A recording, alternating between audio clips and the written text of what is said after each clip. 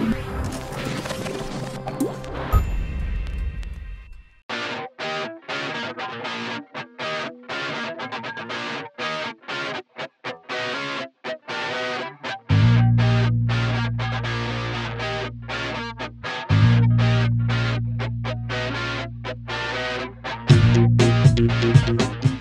les gars, c'est parti. Hein.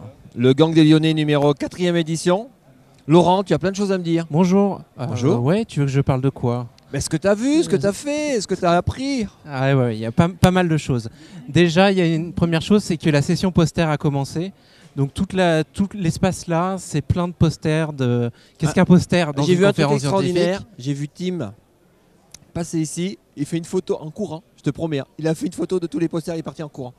Hallucinant, non, un truc de. Enfin, vas-y, excuse-moi. Attends, ça veut dire qu'il ne sait pas que chaque poster, il y a un QR code qui permet de les retrouver. C'est peut-être les QR codes qu'il a pris en photo. Ah hein. ouais, bon, peut-être. Bon, enfin bref.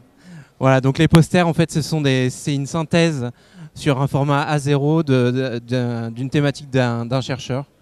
Donc il y en a qui sont imbitables et d'autres qui sont un peu plus compréhensibles pour le commun des mortels. Et il y a des posters vraiment très intéressants. Première chose, et j'essaierai d'en parler sur mon blog. Deuxième chose, j'ai assisté cet après-midi à des conférences sur les commentaires sur Internet. Super intéressant. C'est un truc très important dans le web social, le commentaire. Alors comment faire pour mettre en valeur les commentaires qui sont plus intéressants que les autres? Comment détecter la pertinence d'un commentaire, etc. Plein de choses à dire là-dessus. Je continue. Vas-y, continue, il est bien parti. Alors, c'était pas une conférence sur la sémantique parce qu'il y a un moyen de classer les commentaires, c'est d'analyser ce qui se dit dedans et d'essayer par rapport à une ontologie, etc., de comprendre ce qui se dit et du coup tu vas dire celui-là est plus pertinent que celui-là. Là, c'était pas le thème. Là, plutôt le thème, c'était en fonction de quoi d'ailleurs déjà? La fréquence, les statistiques, le volume, la taille, ouais, le en nombre de mots. fait, le gars proposait de croiser plein de critères, notamment tu peux noter un commentaire. Maintenant sur Facebook, tu peux liker le commentaire de quelqu'un en fonction de la réputation de la personne qui a fait le commentaire, de la pertinence par rapport au sujet impliqué, etc. Et il fait toute une formule mathématique pour mettre en avant les premiers commentaires. Et c'est un sujet qui intéresse beaucoup de monde. J'ai vu que dans la salle, il y avait des gens de Facebook et de Amazon, pour dire que c'est un sujet qui intéresse. D'ailleurs, après la deuxième conférence, c'était quelqu'un de Yahoo qui présentait. Lui, un autre aspect des commentaires, c'était comment proposer des histoires à un utilisateur qui est susceptible de commenter en fonction de ce qu'il a déjà commenté et des co-commentateurs qu'il a eu.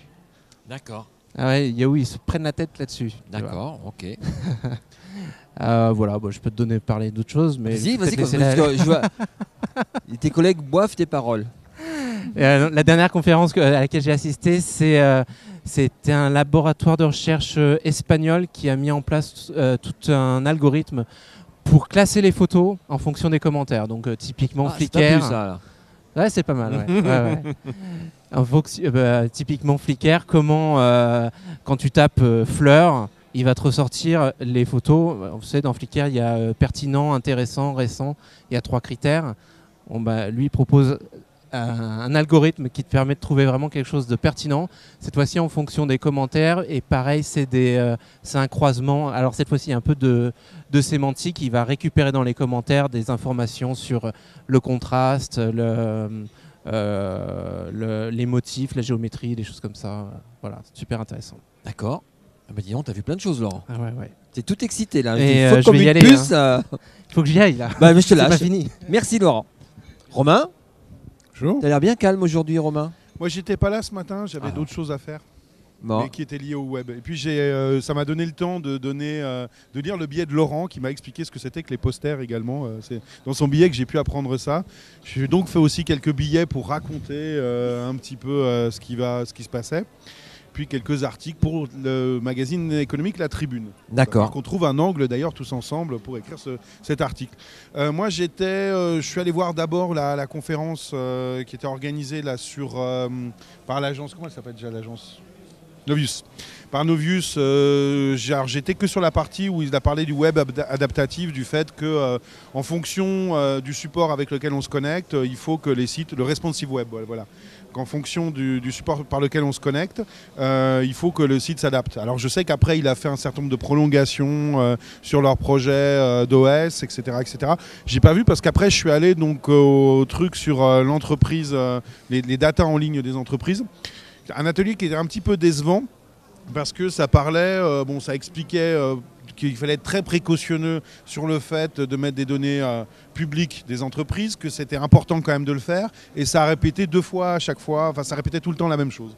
C'est-à-dire attention, il faut mettre les données parce que ça peut apporter des choses, mais attention à quelles données vous mettez, etc. etc. C'était un petit peu rébarbatif et un peu ennuyeux. J'attends beaucoup de la conférence qui va être faite par le plus grand troll lyonnais, Sami Rabi, qui est juste là, Sami, voilà, et qui va nous parler des données ouvertes à Lyon, qui sont un combat très très important. On est dans l'Open Data 69, voilà, ça va être quelque chose à mon avis très important, à la fois pour la manière dont on exerce. Il est en train de discuter avec les gens de la région. Je sais, je connais le type de la région à qui il est en train de parler. N'oublie pas que je suis également un horrible politicien.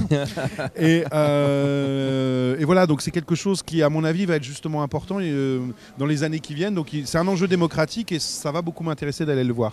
D'accord. Christophe. Bonjour Christophe. Ça va Christophe? Ça va très bien et toi? Bien. T'as l'air fatigué aujourd'hui, t'as fait plein de choses ou c'est la nuit qui... Non, c'est au fil des jours là. C'est dur. J'arrive au 4e, demain ce sera pire. Ouais. Alors, qu'est-ce que t'as vu aujourd'hui? Alors, je suis allé voir ce matin les différentes conférences avec Neelie Kroes, avec Tim Berners-Lee, etc. C'est un peu politique là, un peu philosophique là aussi. Oui, mais c'était intéressant. J'ai eu l'occasion de rencontrer Najat Vallaud-Belkacem également, donc ça c'était bien.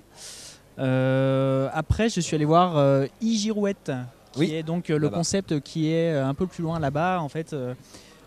Qui va afficher des tweets sur un panneau qui bouge tout seul avec un moteur en fonction de sa géolocalisation. Donc là c'est même de l'hyper-géolocalisation parce qu'au sein même d'un bâtiment, le panneau il va tourner en fonction de là où on a tweeté.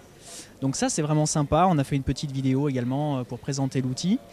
Après, je suis allé voir un atelier. J'aurais bien aimé aller à celui qui allait voir Laurent tout à l'heure parce que celui que je suis allé voir, malheureusement, j'ai rien compris.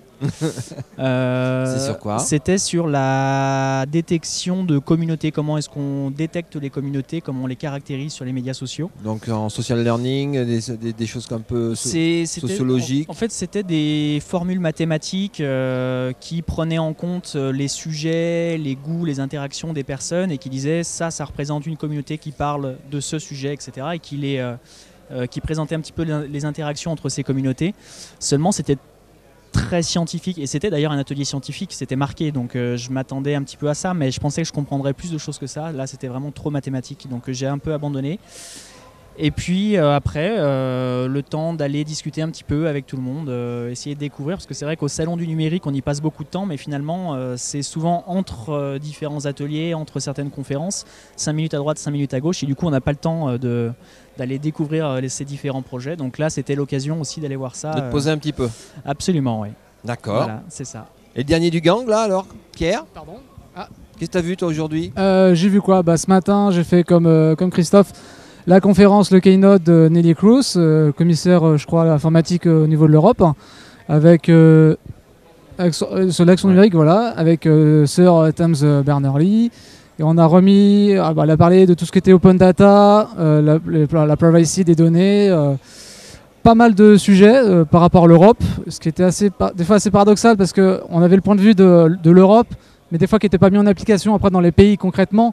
Et donc après, il y a eu des questions-réponses qui ont été faites et on sentait cette tension quand même qui était là entre ceux qui interpellaient Neelie Kroes en tant que, on va dire, autant que l'Europe au sens large, et Neelie Kroes qui apportait sa réponse, qui dit ça prend du temps, ça se fait pas du jour au lendemain, et que c'est timoré. Mais ce qui est aussi très intéressant, c'était on rebondissait en fait sur ce qui avait déjà été fait hier, ce qui avait déjà été dit hier par Sir Tim Berners-Lee, sur tout ce qui était le Deep Packet Inspection, l'open data, les données privées, qu'il faut absolument garder la main dessus.